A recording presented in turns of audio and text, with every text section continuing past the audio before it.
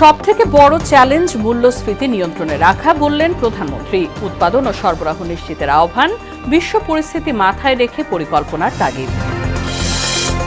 মূল্যস্ফীতি নিয়ন্ত্রণের জন্য আরও ৬ মাস সময় চাইলেন অর্থমন্ত্রী। বাজেটের লক্ষ্যমাত্রা বাস্তবসম্মত নয়, স্বস্তি পাবে না নিম্ন মধ্যবিত্তরা, দাবি সিপিডির।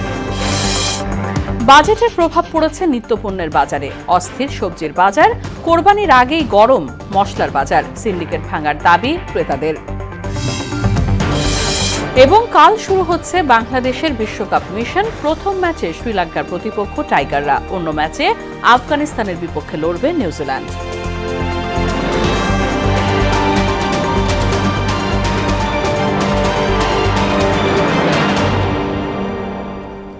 আসসালামু আলাইকুম, সবাইকে স্বাগত মোহনা সংবাদে। শুনছিলেন শিরোনাম, পুরো সংবাদের সঙ্গে আছে বাসিদা সুলতানা রিঙ্কু। বিস্তারিত। প্রস্তাবিত বাজেটে মূল্যস্ফীতি নিয়ন্ত্রণে রাখাই বড় চ্যালেঞ্জ হবে বলে জানিয়েছেন প্রধানমন্ত্রী শেখ হাসিনা। আর কালো টাকা সাদা করার সুযোগের বিষয়ে বলেন, ব্যাংকিং চ্যানেলে টাকা ফেরাতেই এটা করা হয়েছে। বিকেলে ৬ দফা দিবস উপলক্ষে আয়োজিত আলোচনায় সরকার প্রধান বলেন, এদেশে এক শ্রেণীর সমালোচক আছে যারা অস্বাভাবিক সরকার ক্ষমতায় এলে খুশি হয়। নাসির উদ্দিনের রিপোর্ট। ৬ দফার মূল বক্তব্য ছিল পূর্ব বাংলা ও পশ্চিম পাকিস্তানে দুটি পৃথক বিনিময়যোগ্য মুদ্রা চালু, প্রাদেশিক সরকারের ক্ষমতায়ন এবং পূর্ব বাংলায় প্রতিরক্ষা ঝুঁকি কমানো। ১৯৬৬ সালের ৭ জুন বঙ্গবন্ধু উত্থাপিত সেই দাবিগুলোই হয়ে ওঠে নির্যাতিত নিপীড়িত মানুষের মুক্তি আন্দোলনের অনুপ্রেরণার উৎস। ঐতিহাসিক ৬ দফা দিবস উপলক্ষে আলোচনা সভা আয়োজন করে বাংলাদেশ আওয়ামী লীগ। অনুষ্ঠানে বঙ্গবন্ধু কন্যা প্রধানমন্ত্রী শেখ হাসিনা বলেন, বঞ্চনা থেকে বাংলার মানুষকে মুক্ত করতেই ৬ দফা দেন শেখ মুজিব। প্রত্যেকটা জিনিস বৈষম্যটাকে দূর করার জন্য যা যা সবই এই ৬ দফায় তিনি তুলে ধরেছিলেন। প্রস্তাবিত বাজেট প্রসঙ্গে সরকার প্রধান বলেন, শিক্ষা, স্বাস্থ্য, কৃষি, সামাজিক নিরাপত্তায় গুরুত্ব দেওয়া হয়েছে। এতে মানুষের জীবনমান উন্নত হবে। খুব সংরক্ষিতভাবেই আমরা এগোতে চাই, যাতে আমাদের দেশের মানুষের কষ্টটা না হয় এবং মানুষের যে প্রয়োজন সেটা আমরা মেটাতে চাই। সেদিকে লক্ষ্য রেখেই কিন্তু আমরা বাজেট সেইভাবে আমরা করেছি। কালো টাকা সাদা করার সুযোগ রাখার ব্যাখ্যাও দেন তিনি। এটা শুধু কালো টাকা না, জিনিসের দাম বেড়েছে। এখন ১ কাঠা জমি যার সেই কোটিপতি, কিন্তু সরকারি যে হিসেব সেই হিসেবে কেউ বেচে না, একটু বেশি দামে বেচে, কিছু টাকা উদ্বৃত্ত হয়, কিন্তু এই টাকাটা তারা গুজে রাখে। তা গুজে যাতে না রাখে, সামান্য একটু কিছু দিয়ে টাকাটা আসলে পথে আসুক। এখন সবচেয়ে বড় চ্যালেঞ্জ হচ্ছে মূল্যস্ফীতি নিয়ন্ত্রণ করা, বিশেষ করে খাদ্যমূল্য। সেখানে উৎপাদন এবং সরবরাহ বৃদ্ধি করতে হবে। শেখ হাসিনার অভিযোগ, এক শ্রেণীর মানুষ সবকিছুতেই সরকারের দোষ খোঁজে। এরা স্বাভাবিক পরিস্থিতি চায় না। কিভাবে তেল মারে একটা অগণতান্ত্রিক সরকার যদি ক্ষমতা আসে তখন, তা আমাদের তো ওই তেল মারা গোষ্ঠীর দরকার নাই। জনগণের আস্থা বিশ্বাস পুঁজি করে দেশকে এগিয়ে নেয়ার অঙ্গীকার করেন প্রধানমন্ত্রী শেখ হাসিনা। এই যে পরিবর্তনটা, এটা তো আমরা আনতে পেরেছি। নাসির উদ্দিন, মোহনা সংবাদ, ঢাকা।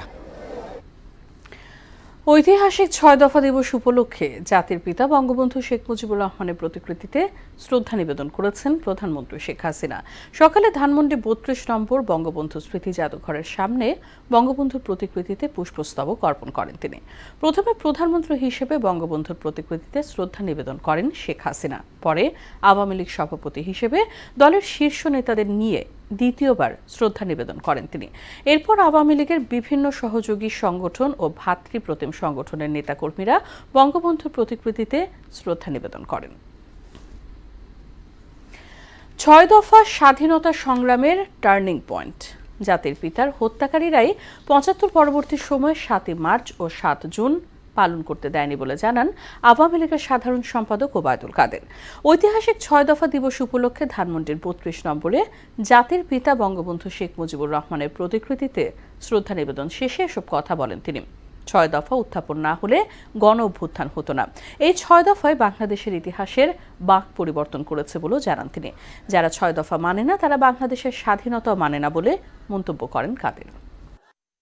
আমাদের ইতিহাসে বাঁক পরিবর্তনকারী, it was a turning point in our history. ৬ দফা হচ্ছে স্বাধীনতার পথে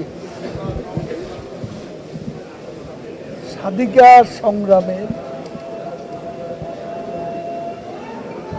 ঐতিহাসিক মাইল ফলক। মূল্যস্ফীতি নিয়ন্ত্রণে আনার জন্য আরও 6 মাস অপেক্ষা করতে বলেছেন অর্থমন্ত্রী আবুল হাসান মাহমুদ আলী। তিনি আশা করছেন বছরের শেষ দিকে এটি কমতে শুরু করবে।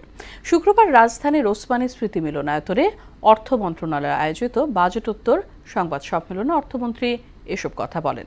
আবুল হাসান মাহমুদ আলী বলেন, বাজেটের আকার এমনভাবে করা হয়েছে যাতে করে মূল্যস্ফীতিকে নিয়ন্ত্রণ রাখা যায়। বিস্তারিত জানাচ্ছেন MR আসাদ। বৃহস্পতিবার জাতীয় সংসদে বাজেট প্রস্তাবের পর শুক্রবার রাজধানীর ওসমানী মিলনায়তনে সংবাদ সম্মেলন করেন অর্থমন্ত্রী। এ সময় তার সঙ্গে ছিলেন আরও কয়েকজন মন্ত্রী ও এনবিআর চেয়ারম্যান। মূল্যস্ফীতি নিয়ন্ত্রণে এবারে বাজেটে সবচেয়ে বেশি গুরুত্ব দেওয়া হয়েছে বলে জানান অর্থমন্ত্রী। তবে এর ফল পেতে অপেক্ষা করতে হবে আরও 6 মাস। টেকসই উন্নয়নের জন্য অত্যাবশ্যক খাদ্য নিরাপত্তা, কৃষির উন্নয়ন, ভৌত অবকাঠামো গড়ে তোলা, বিনিয়োগ পরিবেশ উন্নয়ন ইত্যাদি সংক্রান্ত কার্যক্রম আরো জোরদার করা হবে। কর কাঠামোতেও আমরা মূল্যস্ফীতি নিয়ন্ত্রণের জন্য বেশ কিছু পদক্ষেপ নিয়েছি। কালো টাকা সাদা করার সুযোগ রাখা আর্থিকভাবে অনৈতিক কিনা এর জবাব দেন এনবিআর চেয়ারম্যান। কালো টাকা সাদা অথবা অপ্রদর্শিত অর্থ প্রদর্শন করা, এই বিষয়টা আমরা এইভাবে দেখি যে অপ্রদর্শিত অর্থ প্রদর্শন করা, এবং এটা মূলত আমাদের বিভিন্ন অ্যাঙ্গেল থেকে একটু আমাদের কাছে তথ্য ছিল যে বেশি বেকায়দায় আছেন বৈধ বিজনেসম্যানরা, তাদের কিছু অ্যাসেটকে দেখাতে পাচ্ছেন না অডিট জনিত কারণে। সেই জন্য আমরা এটা প্রস্তাবটা করেছি। প্রধানমন্ত্রীর অর্থনৈতিক উপদেষ্টা মশিউর রহমান ব্যাখ্যা করেন মূল্যস্ফীতি নিয়ন্ত্রণে সরকারের পদক্ষেপগুলোর। ধারাবাহিকভাবে চাহিদা কমানো এবং সরবরাহ বাড়াবার চেষ্টা করছি। যদি চাহিদা কমে এবং সরবরাহ বাড়ে তাহলে দুটো মিলে জিনিসপত্রের দাম কমবে। গণমাধ্যমে অর্থনীতিকে অতি সরলীকরণের চেষ্টা করা হচ্ছে বলেও আক্ষেপ জানান অর্থমন্ত্রী। একেবারে ওভার সিম্পলিফিকেশন, এইভাবে ইকোনমি চলে নাকি? MR আসাদ, মোহনা সংবাদ, ঢাকা। এদিকে সামষ্টিক অর্থনীতির বর্তমান অবকাঠামোতে প্রস্তাবিত বাজেটের লক্ষ্যমাত্রা বাস্তবসম্মত নয় বলে জানিয়েছে গবেষণা সংস্থা সিপিডি। সকালে বঙ্গবন্ধু আন্তর্জাতিক সম্মেলন কেন্দ্রে বাজেট পরবর্তী সংবাদ সম্মেলনে এমন মন্তব্য করেন সিপিডির নির্বাহী পরিচালক ফাহমিদা খাতুন। এই বাজেট নিম্ন মধ্যবিত্তদের কোনো স্বস্তি দেবে না বলেও জানান তিনি। আর 15% কর সাপেক্ষে কালো টাকা সাদা করার বিষয়টিকে বৈধ করদাতাদের সঙ্গে প্রহসন ছাড়া কিছুই নয় বলে জানায় সিপিডি। মনিরুল ইসলামের রিপোর্ট।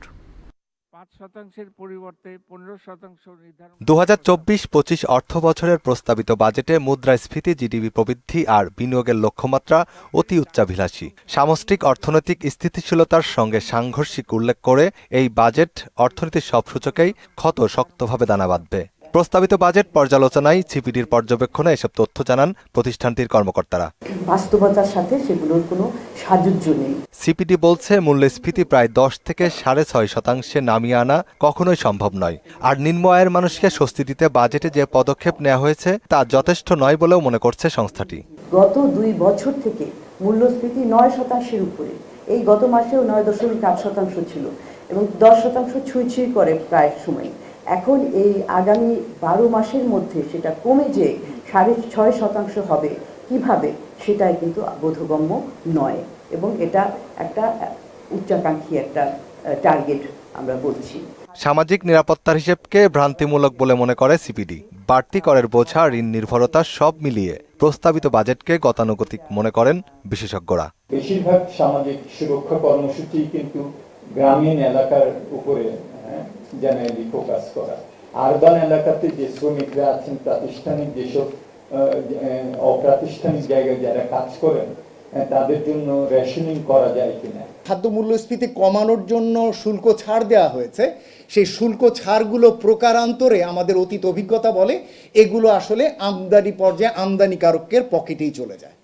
এটি সাধারণ ভোক্তা পর্যায়ে সাধারণ মানুষের কাছে সেটি পৌঁছায় না। 15% করে অপ্রদর্শিত আয়ের বৈধতাকে কালোবাজারদের পুরস্কার আর বৈধ করদাতাদের তিরস্কার করা হয়েছে বলে মনে করছেন সিপিডি নির্বাহী পরিচালক ডক্টর ফাহমিদা। যারা সৎভাবে অর্জন করে এবং যারা নিয়মিতভাবে কর দিচ্ছে তারা দিচ্ছে 30% হারে। যারা অসৎভাবে আয় করেছেন এবং তার উপরে করও দেননি তাদের জন্য হচ্ছে 15%। চলমান নড়বড়ে অর্থনৈতিক প্রেক্ষাপটে চ্যালেঞ্জ মোকাবিলায় মূল্যস্ফীতির চাপ কমানোর পাশাপাশি সামাজিক নিরাপত্তায় পর্যাপ্ত বরাদ্দ দেওয়ার পরামর্শ দিয়েছে সংস্থাটি। মূল্যস্ফীতির চাপ কমানো এবং মানুষকে স্বস্তি দেওয়া এটাই হওয়া উচিত মূল লক্ষ্য। মনিরুল ইসলাম, মোহনা সংবাদ, ঢাকা। বাজেটের প্রভাব পড়েছে নিত্যপণ্যের বাজারে। অস্থির সবজির বাজার। প্রতি বছরই বাজেটের পরে দ্রব্যমূল্য বাড়তে থাকে। এতে করে বেশি চাপে পড়েন নিম্ন ও মধ্যম আয়ের মানুষ। ক্রেতারা বলছে কোনো বাজেটে আয় ব্যয়ের হিসেব মেলে না, আর তাই বাজার সিন্ডিকেট ভাঙার দাবি জানান ক্রেতারা। এদিকে কোরবানির ঈদের আগে লাগামহীন মশলার দাম। বাজার ঘুরে আরও জানাচ্ছেন উষা ফিরদৌস। দীর্ঘদিন থেকেই আয় ব্যয়ের বিপুল ঘাটতি রেখেই বাজেট দিতে হচ্ছে সরকারকে, যার প্রভাব পড়ছে দেশের সাধারণ মানুষের উপর। কারণ এর বড় একটা অংশই আসে নাগরিকের দেয়া কর থেকে। মধ্যবিত্ত নিম্নবিত্ত এদের যে নাভিশ্বাস উঠছে এটা বাড়বে, বাজেটের একটা মারাত্মক প্রভাব এদের উপরে পড়বে। কিছুদিন আগে হচ্ছে পেঁপে গেছে 100 টাকা কেজি, তা আমরা কিভাবে চলবো? বাজেট শুধু আমাদের উপরে গাড়ির উপরে চাপাই দিলেই তো হবে না। এমনভাবে বাজার করা উচিত, স্পেশালি নিত্য প্রয়োজনীয় যে সমস্ত জিনিসপত্রগুলো আছে এটা যেন সহনীয় পর্যায়ে থাকে। বাজারে থরে থরে সবজি দেখে চোখ জুড়ালেও কিনতে গিয়েই হোঁচট খান ক্রেতা। বেগুন, বরবটি, করলা, কচুল্লতি, পটল সবই 80-র ঘরে। আর কাঁচা মরিচ বিক্রি হচ্ছে 160 টাকা কেজি দরে। 60 টাকার কমে মিলছে না কোনো সবজি। আজকে যারা দেশের ডিসিশন মেকার তারা কিন্তু সবাই কৃষকের সন্তান, কিন্তু ওটা নিয়ে ভাবার কারণ মানে চিন্তা নাই। 1 কেজি শসা যদি 160 টাকা দিয়ে কিনতে হয়, সাধারণ মানুষ কি খাবে আপনি বলেন? আলু বিক্রি হচ্ছে 60 টাকা কেজি দরে, রসুন 200 থেকে 240, পেঁয়াজ বিক্রি হচ্ছে কেজি প্রতি 90 টাকা পর্যন্ত, আদা বিক্রি হচ্ছে 240 টাকা পর্যন্ত। এখানেও আছে বাজেটের প্রভাব। আমার ব্যাপারে ফোন করে বললো, ভাই আলু কত? আমি বললাম 40 টাকা কেজি। ভাই আর দিব না, ওখানে 45 টাকা কেজি, আমার 45 টাকা বেচতে হবে। এই মাসে যেটা কিনলাম পরের মাসে এসে 20-30 টাকা 40 টাকা করে বেড়ে যাচ্ছে। যে মাছটা আমাকে বহন করে খেয়ে নিয়ে যাচ্ছে একটা গরিব মানুষ রিক্সাওয়ালা, তো সেই হিসাবে দেখলে সে কিন্তু ওটা দিয়ে তাকায় থাকতেছে। ঈদের উপলক্ষে না, বাজেটের উপলক্ষে বাসে আপনার গরু গোস্ত খাইতেছে, আদা রসুন সব জিনিসের দাম বেশি। এদিকে কোরবানির ঈদ সামনে রেখে গরম মশলার বাজার। এলাচ কেজি প্রতি দাম বেড়েছে 2000 টাকা পর্যন্ত। গোলমরিচ বিক্রি হচ্ছে 950 টাকা কেজি দরে, দারুচিনি 500, জিরা 680 টাকা। 1 কেজি ছিল 1300 টাকা, এখন 3400 টাকা। 1 কেজি এলাচে 2100 টাকা বেশি। আন্তর্জাতিক বাজারে দাম বেশি, যার ফলে আমাদের কাছে দাম বেশি। চালের ভরা মৌসুমেও বস্তা প্রতি 50 থেকে 100 টাকা বেড়েছে চালের দামও। যেখান থেকে চালগুলো আসে ওখানে যেমন গাড়ি ভাড়া, তো এখন আমের ভাড়া, আমের জন্য গাড়ি নিতেছে, তারপরে গরুর জন্য গাড়ি নিতেছে, ওখানে দেখা গেছে কিছু ভাড়া বাড়ছে। উষা ফিরদৌস, মোহনা সংবাদ, ঢাকা। প্রস্তাবিত বাজেটকে কালো টাকার বাজেট ও দুর্নীতিকে উৎসাহিত করার বাজেট বলে মন্তব্য করেছেন বিএনপি মহাসচিব মির্জা ফখরুল ইসলাম আলমগীর। সরকার মিথ্যার উপর টিকে আছে বলে মন্তব্য করেন তিনি। সরকারের পরিবর্তন ছাড়া কোনো কিছু প্রতিষ্ঠা করা সম্ভব নয় বলে মনে করেন বিএনপি নেতারা। বিকেলে ঢাকা রিপোর্টার্স ইউনিটিতে এক সেমিনারে তারা এসব কথা বলেন। আরও জানাচ্ছেন হুমায়ুন কবির। কৃষি বিপ্লব ও পল্লী উন্নয়নের ক্ষেত্রে সাবেক রাষ্ট্রপতি জিয়াউর রহমানের বিভিন্ন দিক নিয়ে ঢাকা রিপোর্টার্স ইউনিটিতে সেমিনারের আয়োজন করে সোনালী দল বাংলাদেশ কৃষি বিশ্ববিদ্যালয়। এতে অংশ নেন বিএনপি মহাসচিব মির্জা ফখরুল ইসলাম আলমগীর ছাড়াও পেশাজীবী দলের নেতাকর্মীরা। সেমিনারে অংশ নিয়ে বিএনপি নেতারা সরকারের কর্মকাণ্ডের সমালোচনা করেন। অভিযোগ করেন সরকার বিদেশিদের কাছ থেকে ঋণ নিয়ে ঋণ পরিশোধ করছে, ঋণ পরিশোধ করছে ঋণ দিয়ে, এবং মেগা প্রজেক্ট করছে লুটেরাদের জন্য। যারা সিভিল প্রশাসনে আছে, যারা পুলিশ প্রশাসনে আছে, এই বড় বড় কর্তা ব্যক্তিরা দেশের মানুষকে জিম্মি রেখে আজকে দেশকে শোষণ করছে। এই চোর ডাকাত লুণ্ঠনকারী যারা আমাদের অধিকার হরণ করে অবৈধভাবে বসে আছে তাদেরকে উৎখাত করা। প্রধান অতিথির বক্তব্যে বিএনপি মহাসচিব মির্জা ফখরুল মুক্তিযুদ্ধে ও দেশ গঠনে জিয়াউর রহমানের অবদান তুলে ধরেন। এ সময় প্রস্তাবিত বাজেটের সমালোচনাও করেন তিনি। এই বাজেট তো হচ্ছে আপনার কালো টাকার বাজেট। কালো টাকা কি করে সাদা করা যাবে তার বাজেট, কি করে দুর্নীতি আরো বেশি করে করা যাবে তার বাজেট। ট্রান্সপোর্ট সেক্টর চুরি সবচেয়ে বেশি সুবিধা, সেই কারণে ট্রান্সপোর্ট সেক্টরে বরাদ্দ সবচেয়ে বেশি। দেশ রক্ষার আন্দোলনে তরুণ প্রজন্মকে জেগে ওঠার আহ্বান জানান বিএনপি মহাসচিব। আপনাদেরকে যে তরুণ প্রজন্ম তাকে জাগিয়ে তুলতে হবে। এদিকে ঘুষ, দুর্নীতি, লুটপাট বন্ধ ও দ্রব্যমূল্য নিয়ন্ত্রণের দাবিতে রাজধানীর আরামবাগে সাধারণ শ্রমজীবী সংগঠনের ব্যানারে মিছিল বের করে রিকশা শ্রমিকরা। মিছিলটি বিভিন্ন সড়ক প্রদক্ষিণ করে। হুমায়ুন কবির, মোহনা সংবাদ, ঢাকা। এমপি আনোয়ারুল আজিম আনার হত্যাকাণ্ড নতুন মোড় নিয়েছে। এবার সন্দেহভাজন আওয়ামী লীগ নেতা কাজী কামাল আহমেদ বাবুকে আটক করেছে গোয়েন্দা পুলিশ। বৃহস্পতিবার রাতে ঝিনাইদহ শহরের আদর্শপাড়া এলাকা থেকে তাকে আটক করা হয়। জানা গেছে, বাবু ঝিনাইদহ জেলা আওয়ামী লীগের ত্রাণ ও সমাজ কল্যাণ বিষয়ক সম্পাদক। আটক করার পর বাবুকে এমপি আজিম হত্যাকাণ্ডের বিষয়ে জিজ্ঞাসাবাদ করা হচ্ছে। স্থানীয় নেতাদের দাবি, আজিম হত্যাকাণ্ডের মূল হোতা শিমুল ভুইয়ার আত্মীয় এই বাবু। এদিকে নেপাল আটক সিয়ামকে হেফাজতে নিয়েছে কলকাতা সিআইডি। শেষ করব সংবাদ, তবে যাবার আগে শিরোনামগুলো আরো একবার।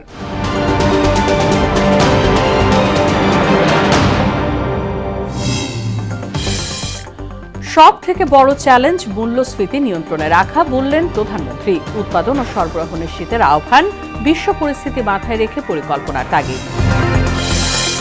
মূল্যস্ফীতি নিয়ন্ত্রণের জন্য আরও 6 মাস সময় চাইলেন অর্থমন্ত্রী। বাজেটের লক্ষ্যমাত্রা বাস্তবসম্মত নয়, স্বস্তি পাবে না নিম্ন মধ্যবিত্তরা, দাবি সিপিডির। বাজেটের প্রভাব পড়েছে নিত্যপণ্যের বাজারে, অস্থির সবজির বাজার। কোরবানির আগেই গরম মশলার বাজার, সিন্ডিকেট ভাঙার দাবি ক্রেতাদের। এবং কাল শুরু হচ্ছে বাংলাদেশের বিশ্বকাপ মিশন। প্রথম ম্যাচে শ্রীলঙ্কার প্রতিপক্ষ টাইগাররা, অন্য ম্যাচে আফগানিস্তানের বিপক্ষে লড়বে নিউজিল্যান্ড। এই ছিল সংবাদে। পরবর্তী সংবাদ রাত 12টায়। এছাড়া মোহনার সব শেষ খবর জানতে ভিজিট করুন www.mohona.tv। সংবাদ দেখতে পারেন ফেসবুক ও ইউটিউবেও। সঙ্গে থাকার জন্য ধন্যবাদ সবাইকে।